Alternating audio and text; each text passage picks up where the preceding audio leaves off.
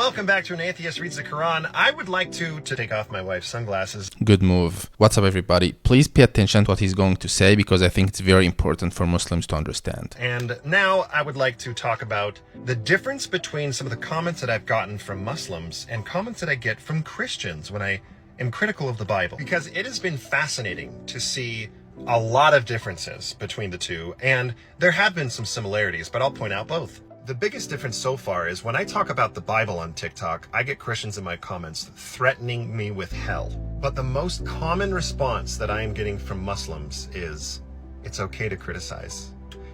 It's okay to read and to learn and to doubt. You should just keep reading. I said this before and I'll say it again. The reason Muslims tolerate any criticism is because they have nothing to hide and they have answers to everything. If you are a liar and a deceiver, any questioning or investigating into your claims, no matter how small or benign, will constitute a risk of exposing you. On the other hand, people who always tell the truth and have nothing to hide welcome questioning. And if you are a person who's honest and open and someone levels some accusations against you, all you have to say is, let's investigate, let's ask more questions, and eventually the truth will come out like the sun in the middle of the day. Unless you live in Washington or something. And Muslims need to do more of that, meaning encouraging people to ask questions. Getting aggressive against a person asking sincere questions is a losing strategy. Luckily, not a lot of Muslims do it, but those who do harm the discourse more than they think. Brother, you have the absolute truth on this earth. It's the literal word of God. No human being can disprove or even credibly criticize it. Trying to disprove or discredit the religion of Islam is not easier than trying to disprove the temperature at which water boils, or that 1 + 1 = 2, because the creator of those facts is the same creator of Islam. I actually really respect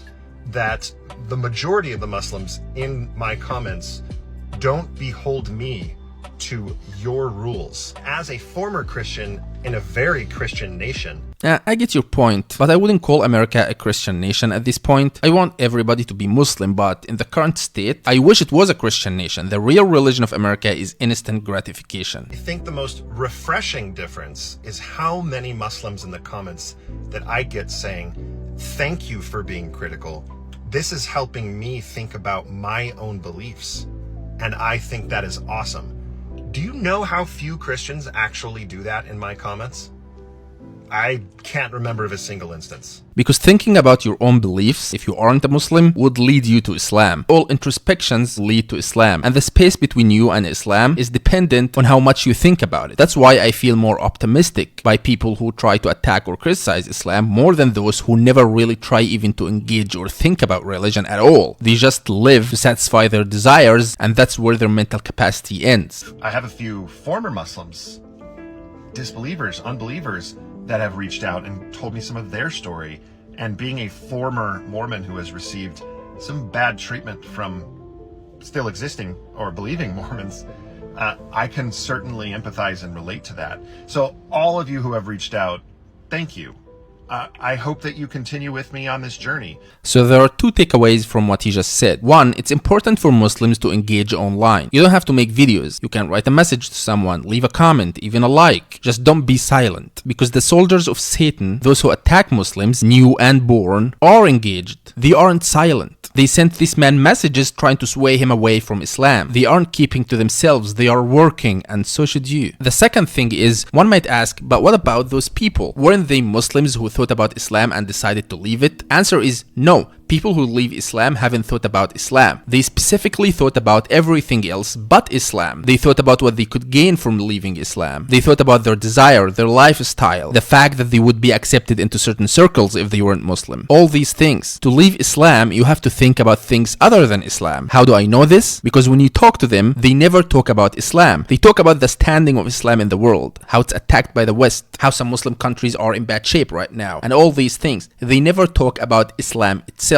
Now let's answer some of his questions about Islam. He raises a common point, so I will answer it very quickly. But before I answer it, I have to remind you that you can go to our website, chatanddecide.com, and receive answers to literally any question in the world that has to do with Islam or religion. There are people there 24/7 ready to chat with you and give you the knowledge that you need to either strengthen your religion if you're Muslim or clear any doubt in your heart if you are a non-Muslim. You raised a good point there. My point was that I don't find that there is a good reason to believe that Moses and Abraham were actually people that existed.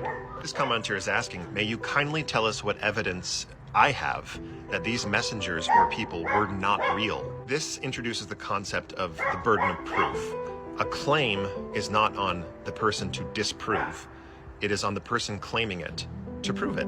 For those that are Muslim watching this video, I'll give you a good example. Nah, you don't need to. We are all familiar with the concept of burden of proof. Let me ask you something. Have you ever walked up to your parents and asked them for proof that they are really your parents? No. What if someone came to you and claimed that your father is not really your father and your mother is not even your mother? You would ask that person for proof, right? But wait, shouldn't the burden of proof fall on the one who makes the claim? In this case, your parents? Would you go and ask them for a blood sample to run DNA tests? Here's the thing. Some facts are established with zero evidence to the contrary that the person denying the facts is the one required to come up with proof. Every human who ever lived on earth since these prophets existed agreed that they were real people. Enter you in your infinite wisdom to tell us that everyone in the world for thousands of years was wrong and you are the only one who's right. In this case, the evidence this time falls on you, buddy. There is some level of acceptability to some things in this world that's so universal, so agreed upon, to the point that it shifts the burden of proof to the denier. And I'm not asking you for conclusive evidence, just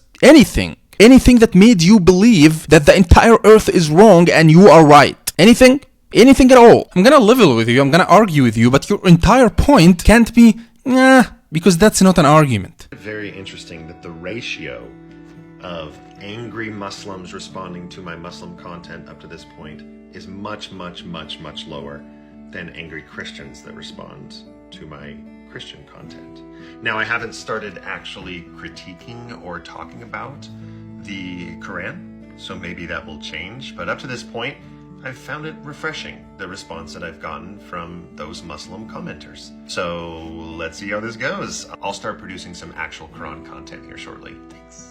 I'll listen to some of his commentary on the Quran, and I might make other videos about it, I'm not sure, but his commentary is mostly positive. But the points that he objects to, you can summarize his objections in one sentence, which is that I'm not sure I like this very much. Basically his personal feelings about some of the Quranic legislations. The reason he feels like that towards some points in the Quran is that he has been living in the US for his entire life, and his view of life and of morality has been shaped by his environment. To understand Islam, you don't just need to be open-minded enough to check it out, you have to allow for the possibility that your entire view of life and morality and right and wrong could be completely wrong, because modern life is poisonous to the human soul. Thank you very much. Please like and subscribe.